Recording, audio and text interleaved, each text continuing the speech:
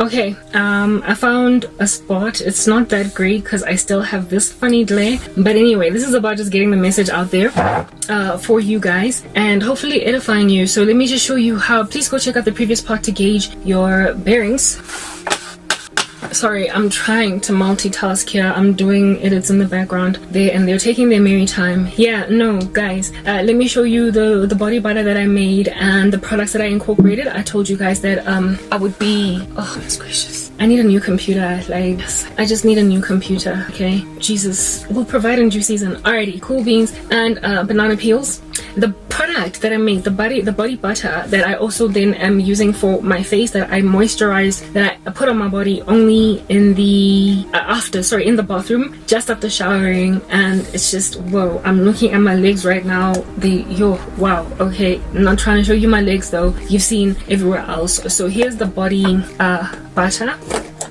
And it's pretty much all the way at the top. There's oil floating on the surface because I think I might have added perhaps too much oil, but as time progresses, as I scoop and scoop and scoop, it'll lessen and lessen, and then I'll add more product to mesh the oils in. But I try to grab the butter instead of the oil so that, you know, we can moisturize a sister's body. Yeah, literally, like this oil on the surface just kind of floating, so don't use as much oil as Karabo used. Yeah, whatever, cool. Aqueous cream fills up the tub. That's how much of this I put in here, right? Just to tell you what I put in. We can close, no, not really close it because we're going to be scooping it just now to show you the consistency of it. So I use this aqueous cream from, I think it's Dis-Chem. I don't know when Mama got it, but it looks like that. But like I said, any aqueous cream will do. I then grabbed almost 60 mils. I had only used a very small amount of this tissue oil, which is 60 mils. Yeah, Celatone. I believe you can use a tissue oil of your choice, really. Even the one from Pep that those ladies spoke about on YouTube, that's very super cheap. You can use that. It's about a fusion of oils. Like, so whatever is in the tissue oil that you use, you're going to be mixing it with the other oils that I'm about to explain to you guys now. My particular brand is Celatone. Okay, I then grabbed my hair growth oil from African Pride, and listen to this, right? On the hair growth oil, yeah, African Pride, it says that this is for daily use, promotes healthy hair, scalp, and skin. So African Pride basically confesses that this is not just for hair and scalp, but for skin. So if you want to put it on your body, by all means. So it just validated what God was telling me, that they put the same ingredients in these things. Like they say, like for instance, this is like a tissue oil with more oils in it, but it's cheaper than Celatone. It's cheaper than this. Like a tissue oil incorporates oils that are going to help with cell regeneration, blah blah blah. But bio oil and Celatone or whatever, Justine, all these brands that sell tissue oil, they use some natural extracts worth of oils, like avocado oil, they use olive oil, they use lavender oil, whatever might be the oils that they use. Do you understand what I'm saying? Yeah, but like not nearly at the concentration level of the oils that you would find in a hair growth oil, and they're more expensive. This 60 ml thing is about 70 something bucks at Dis-Chem. This cost me 45 rands. 45 rands, and this is 60 mils. This, however, is 250 mils. 250 mils of tissue oil. And in terms of how it smells, it's fragranced, like whatever it is that they wanted it to smell like. They wanted it to smell like olives. Because the main brand is Olive Miracle, is Olivey, right? So it smells like olives. However, if at all you have a hair growth oil that is mainly coconut infused, it'll smell like coconut oil. If they fragrance it, otherwise it'll just smell like nothing. Coconut oil has a natural fragrance that's very coconutty. It's lovely, right? If you have a growth oil that they claim is mostly peppermint essential oil, then it'll smell like mint. You know what I mean? So if at all you can find a mint scented body butter at Body Shop, or a coconut oil scented body butter, or an argan oil scented body butter at Dis-Chem, you can be content with smelling like, I guess, the argan oil infused or majority like extract in a growth oil that is mainly argan oil. Like an argan oil growth oil will smell like whatever it is that argan oil products smell like. Do you understand what I'm saying? So this here smells like olives. You know, whatever it is that might be the scent that people accrue or attribute to olives. It's sweetish. It has a very sweet. It's not. What I'm trying to explain to you guys is that it doesn't smell like hair. It just smells like if you were to buy from the Dis-Chem a cocoa butter scented hair butter, you're gonna smell like chocolate. Shea butter smells like shea butter. So if you buy a shea butter cream, ya can too, it's gonna smell like shea butter. So the scent that you attribute to hair product is only that way because of you, I guess, affiliating that particular product that you use with just hair as opposed to skin. So if you divorce your mindset from that, you will realize that people are not going to think you smell like a hair salon. They're going to think you smell like argan oil, or like peppermint oil, or like rosemary essential oil, or like lemon oil, or like, you get my point, you know. So these products are olivey. You can go to Dis-Chem and smell them. If you did not know, if I had put this in a container that says hand lotion, you would not even question twice to put that on your hands because it smells nice. It smells fragrant. It does not smell like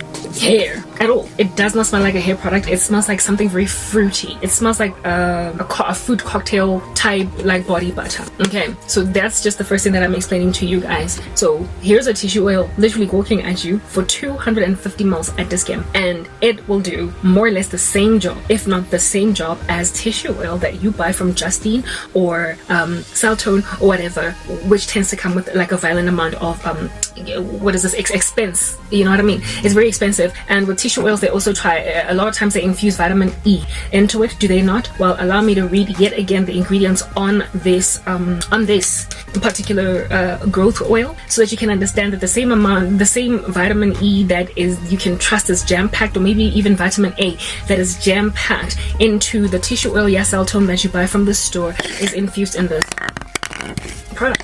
Okay, cool. So herein lies the deal. Glycine soja, soybean oil, olea, olive fruit oil, wheat germ oil, cocoa nut oil, jojoba oil, grape seed oil, avocado oil, contains vitamins B2, D, A, E, K, and potassium, lithium, U2, oh goodness gracious. Okay, and then there's, this linum, you see whatever, is flaxseed oil, alright? It has flaxseed oil, wheat protein, soybean protein, hydrolyzed oat protein, and proteins are good for skin regeneration, cell regeneration. Any proteins are just good for anything at all that has to do with skin, nails, hair, etc. Alright? Hydrolyzed vegetable protein, PG propyl, phenol, all the rest of the ingredients I can't really read, but I told you there's parabens in here. Propylparaben, parfum fragrance, alright? Lanolin oil, which you find in a lot of moisturizers for your face, for your body, okay? And alkyl benzoate. Those are the products in here, and they say on their own packaging that this is okay for both skin and hair and scalp. They say what healthy hair, scalp, and skin. So the same hair growth oil that has caused my skin to thrive like no man's, not skin, but my scalp, my hair on the head that you've seen already. This oil has done that for La Pezu. How much more will it do something here? Of course, in exorbitant moderation on my face. I experimented overnight, was scared that I was gonna get some crazy breakout, and guys, I got some healing stuff happening on my face in just 24 hours. The fungal acne that was starting to pop out over here, and liner, and even on my forehead, it within 24 hours, you know, like when you put benzoyl peroxide on a scar, on a spot that is popping up, it's starting to rear its ugly head, and then you wake up the next morning and it's gone, it's dried up. That's literally what happened to me, but it's a combination of things that happened. So I spilled out this entire 60 ml bottle of oil into the aqueous cream situation, right? And then I put in some of my hair growth oil, not all of it. My hair growth oil was chilling about maybe here, right? It was chilling about here because I've had this for months already, and we all know how sparing we are with oils, right? And they last for like ever and a day.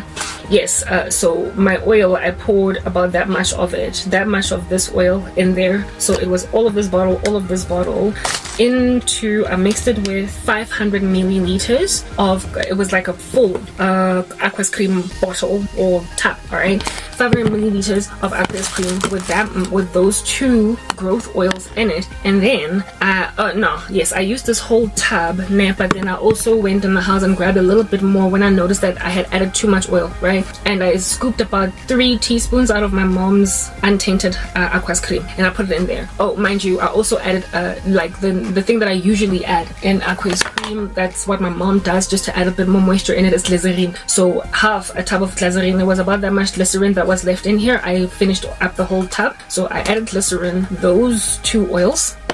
And then I scooped about 3 tablespoons of my brand spanking new, this is new from the store, so I have not put my fingers in it after messing with my scalp, right? Like, you know how you grab product and then you put it on your scalp and you put it right back, putting all the pathogens that were there in there, all the water that was in your head in there, whatnot. Yeah, so I decided to use a brand spanking new unused tub of hair butter.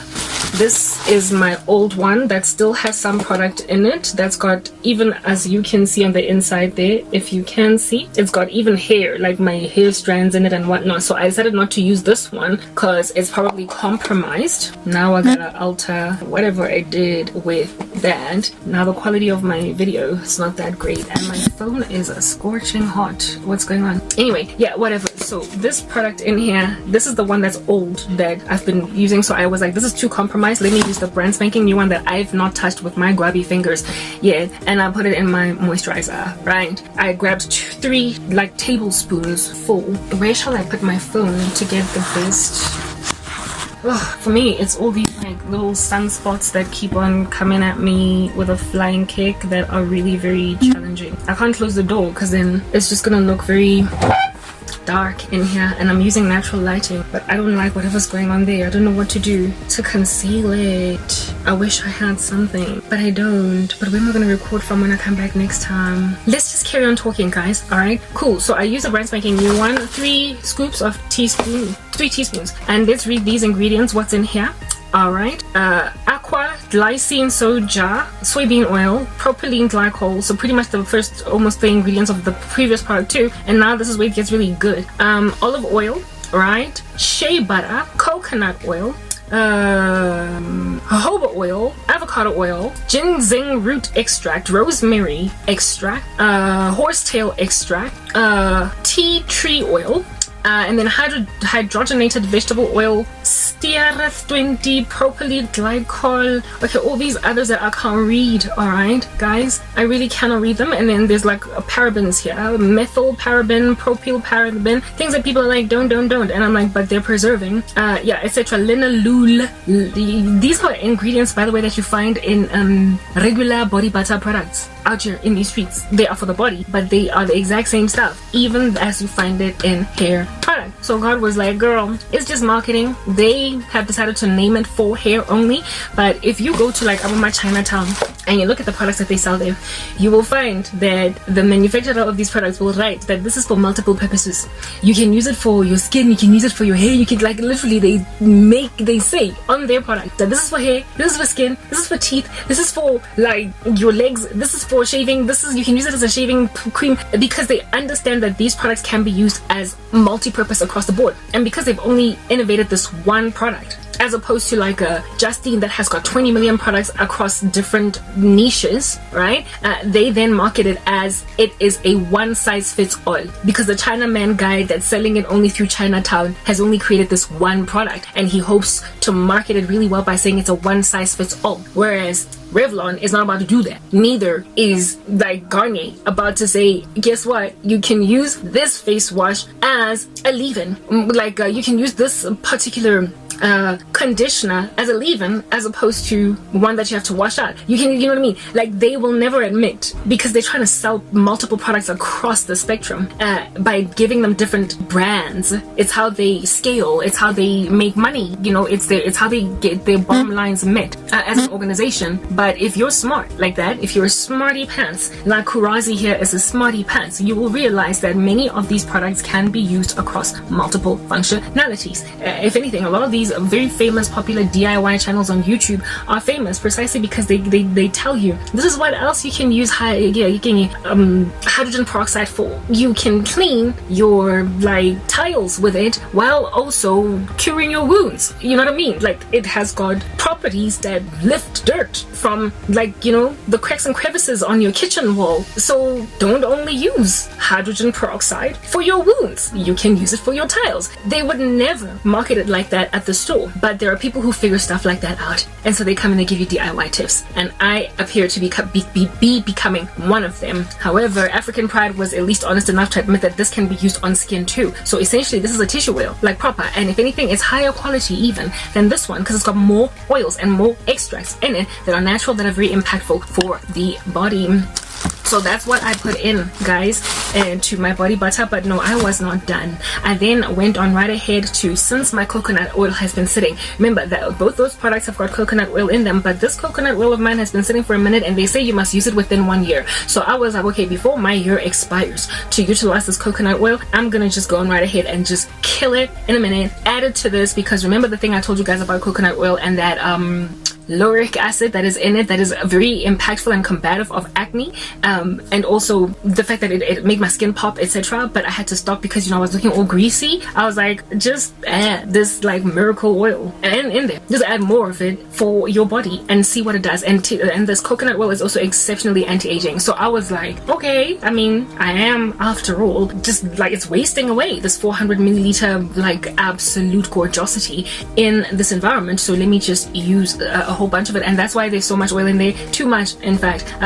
If anything, I would have, if I had known that I would add all this much extra tissue coconut oil, I would have probably added lesser of those two oils. So it's kind of running over with oil, but it's cool. When I get new aqueous cream, I'll add that aqueous cream in and then mix it in, and then the oils will mesh into the joint better. So this time when I use the cream, the butter, I just make sure not to pick up too much oil, but rather more the emollient, so that I don't overkill on the oil, because, you know, oil just kind of sits on the surface sometimes. It just does that like over water type thing. Yeah, so I added more coconut oil in it, and then after adding the coconut oil, I went on right ahead to the kitchen to grab 100% pure honey, and I spritzed about maybe 2 tablespoons of honey in total, maybe 2.5 tablespoons in total of 100% pure honey that in its state is preserved. So there is nothing here, I didn't add extra water, there's nothing that is not already naturally preserved, so that the product does not go off or whatever. And I added honey, sprinkled it. Honey is an excellent humectant. It is a humectant. It's like hyaluronic acid, it's like